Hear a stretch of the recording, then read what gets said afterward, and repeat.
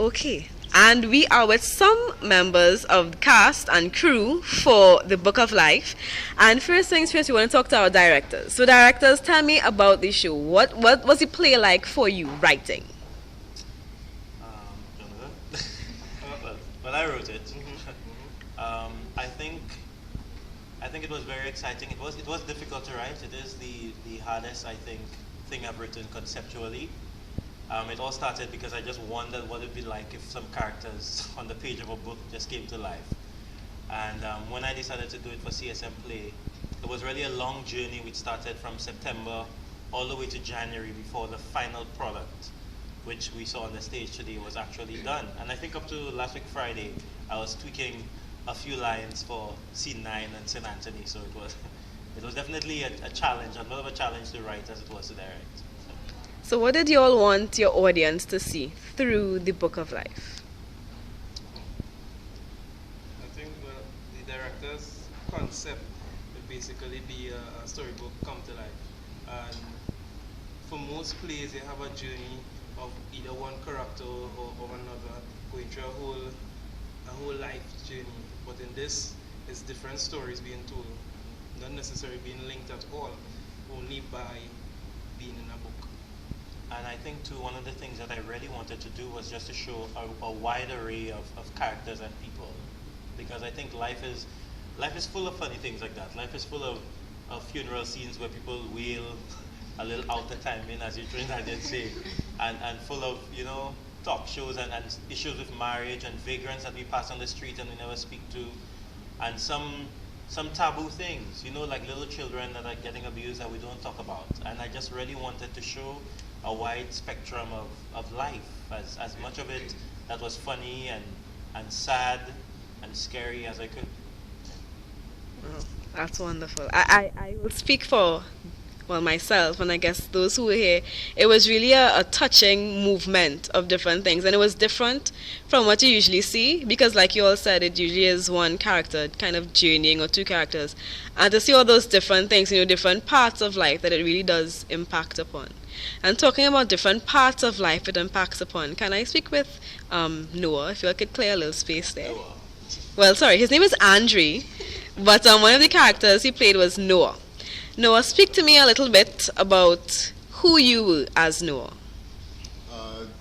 Noah's story, or his backstory, is sort of complicated. He's not what he seems to be on the ground here. He has a history just like anyone else. He has a family just like anyone else. And he's human and has his dignity.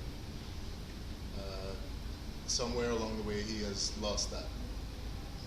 And that affects how people see him and how he views other people as well. And how did you feel journeying as Noah? For me, playing Noah, well, any role really, you try and look for something that you can relate it to in your actual life. And I guess it opened my eyes to the people that we pass by every day, or the people that we interact with, but never really take the time to look at them as people, as humans. And it was a growing experience for me, so I'm glad I got the opportunity. Yes. It was lovely seeing your performance. It was lovely when you said, I have a name. Not pram, not washing machine, Noah. It was really wonderful.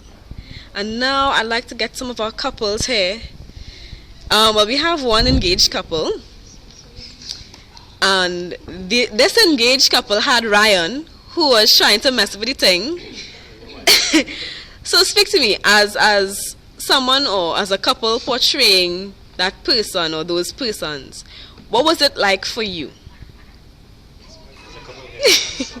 There's a couple. Yes, and one there. Yes. Yeah, maybe. Maybe it's Ryan calling Tom. Ryan, wait. You think he would be My goodness. You never know. I mean, he's just a friend, so why not? Sorry. Yeah, so you were the only engaged couple on the show. Tell me what it was like for you all playing that engaged couple. It was easy, I think, because we knew each other for a while before, so the chemistry was easy to build. Um, but playing the type of character who is the soft man in a relationship and having another man, infiltrate what you're building with the woman you love. I've never been in that position, so it was very interesting, and I wouldn't say difficult, but challenging to develop, Fred in the particular way that I portrayed it. Yeah, well, as Atiba said, the chemistry was already there because we've been friends for, I don't know, a year, at least 2 years now, I guess. So, and he's like a brother to me. So the relationship, we didn't have to do any additional per se to get the relationship going for us to get comfortable with each other. We were able to, during our rehearsal, the first rehearsal we had with the scene, we sat down and we were able to hold hands, stand on my leg, and it was normal, and we thought nothing of it after the fact because, well, we know we are playing a role, and because of the relationship we already had prior to the scene, it was fine. And in my role as Maggie, I actually felt pretty comfortable in the role because to me, Maggie is as sarcastic as I am, I think Ronald knew that when he told me to play Maggie. So, yeah, it was all good. Brian, on the other hand, Are you going to talk about Ryan? she's been asking about Ryan. I think it's only fair that Ryan seems to be a problem. But as I said on Walls of Jericho, he is an ex. That's what he is. He was a part of my life. Frederick, on the other hand, Still a part of your life. Frederick, on the other hand, is my life. He is my life, and Freddie he still needs to learn to accept that Ryan is the past, and he's the now and the future and the forever. No, I don't want to, break the humor there. But on a serious note, were you to be in a similar situation? What advice you think you'd want to get, and how would you feel if you were with someone and they had someone from their past coming in? Well, all fun and June's aside, in circumstances like that, I can't say that I prefer it because there are certain instances where exes can ruin people's current relationship because of the fact they refuse to let go. And I think it is in everybody's best interest that you draw a line. There should be set boundaries, even if it is okay to remain friends with your ex, because I think, honestly, that people should end relationships amicably. That is how I try to live. But at the same time, you don't want to be too close to the person that your current significant other is uncomfortable with the fact that you all are so close. You can be friends, yes, there's nothing wrong with that, but he's giving you a right to show when your significant other is already uncomfortable with him. He calling, you all talking on the phone as though they're still together when you're in another relationship. There needs to be, a line needs to be drawn at some point in time. It shouldn't be go to the fact where the person you're with now is uncomfortable with you being friends with your ex. To build on what she was saying, I strongly believe in when you're in a relationship, it's us against the world.